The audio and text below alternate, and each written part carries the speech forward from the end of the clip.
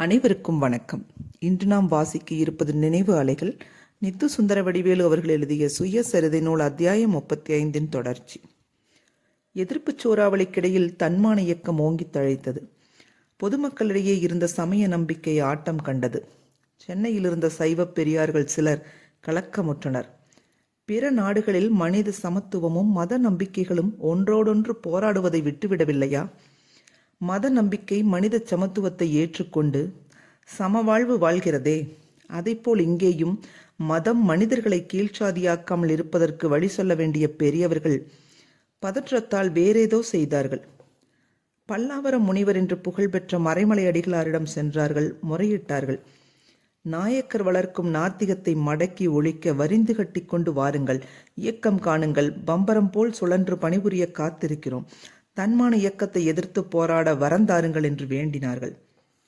முனிவர் பொறுமையாக கேட்டார், அமைதியாக பதிலளித்தார், அறிவு ஒளிரும் பதில் கூறினார்.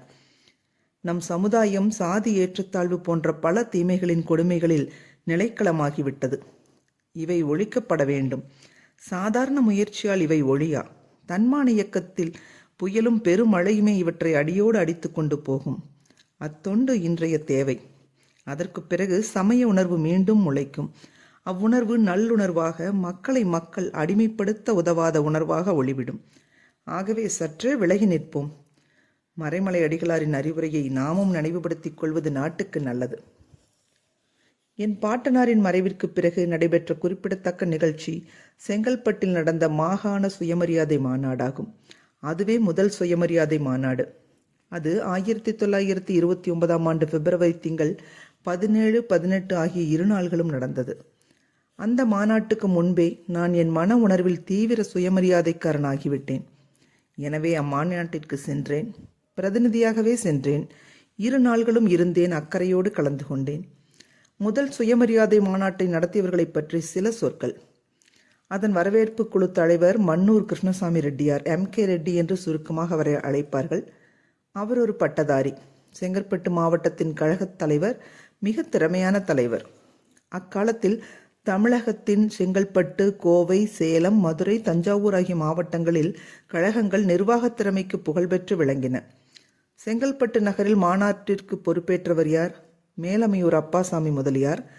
அவர் புகழ்பெற்ற அரிசி வணிகர். அவருடைய அண்ணன் மகன் மே வேதாச்சலம். இவர் அப்பாசாமி முதலியாருக்கு வழக்கரமாக இருந்து பம்பரம் போல் செயல்பட்டார். திரு வேதாச்சலம் பிற்காலத்தில் செங்கல்பட்டு நகராட்சிக்கு தலைவரானார். தொடர்ந்து 25 ஆண்டுகளுக்கு மேல் நகராட்சி தலைவராக இருந்து நற்பணியாற்றினார். அக்கால நகராட்சி தலைவர்களுக்கு வண்டிப்படி உண்டு. அது ஒன்றும் பெருந்தொகையல்ல, திங்களுக்கு 75 ரூபாய்கள். செல்வராகி திரு வேதாச்சலம் அத்தொகையை தனி கணக்கிற்கு போட்டு சேர்த்து வைக்கச் சொன்னார். 25 ஆண்டுகளில் தொடர் வட்டியோடு அச்சேமிப்பு பெருந்தொகையாயிற்று. அச்சேமிப்பு இன்றைய செங்கல்பட்டு நகராட்சி அலுவலக கட்டடத்தை கட்ட உதவிற்று. மாநாட்டின் தலைவர் யார்? பட்டி வீரன்பட்டி திரு WPA சவுந்தரபாண்டியன். இவர் செல்வர், செருக்கில்லாத செல்வர், தோட்ட முதலாளி, தொழிலாளிகளை அரவணைத்துக் கொண்டிருந்த முதலாளி, வாழ்நாள் முழுவதும் சுயமரியாதைக்காரராகவே வாழ்ந்த கொள்கை உறுதியுடைய தீரர். சுயமரியாதை இயக்கம் சமதர்ம இயக்கமாக தழைத்த போதும் கசப்பு கொள்ளாமல் தன்மான இயக்க தூண்களில் ஒருவராக விளங்கினார். பொது தொண்டிற்கு தன்னுடைய உழைப்பை, ஆதரவை கொடுத்ததோடு பொருளையும் தாராளமாக கொடுத்தவர் சவுந்தரபாண்டியன். பண்பாளரான சவுந்தரபாண்டியன் பிற்காலத்தில் மதுரை மாவட்ட கழகத் தலைவராக விளங்கிய போது நான் அம்மாவட்டத்தின் கல்வி அலுவலராக இருக்கும் வாய்ப்பு பெற்றேன். அப்போது கட்டாய கல்வியை தேர்ந்தெடுக்கப்பட்ட ஊர்களில் நடைமுறைப்படுத்துவதில் அப்பெரியார் எனக்கு துணை நின்றார். செங்கற்பட்டு சுயமரியாதை மாநாட்டில் இந்த லட்சியவாதியை தொலைவிலிருந்தே கண்டேன். உறுதியான உரையினை கேட்டேன். முதல் சுயமரியாதை மாநாட்டை தொடங்கி வைத்தவர் யார்? டாக்டர் சுப்பராயன். அப்போது அவர் சென்னை மாநிலத்தின் முதலமைச்சர். சேலம் மாவட்டத்தில் நிலக்கிழார் பரம்பரையில் தோன்றிய அவர் இங்கிலாந்து சென்று படித்து பாரிஸ்டர் பட்டம் பெற்றார். காங்கிரஸ்வாதியாக பொது தொண்டாற்றினார்.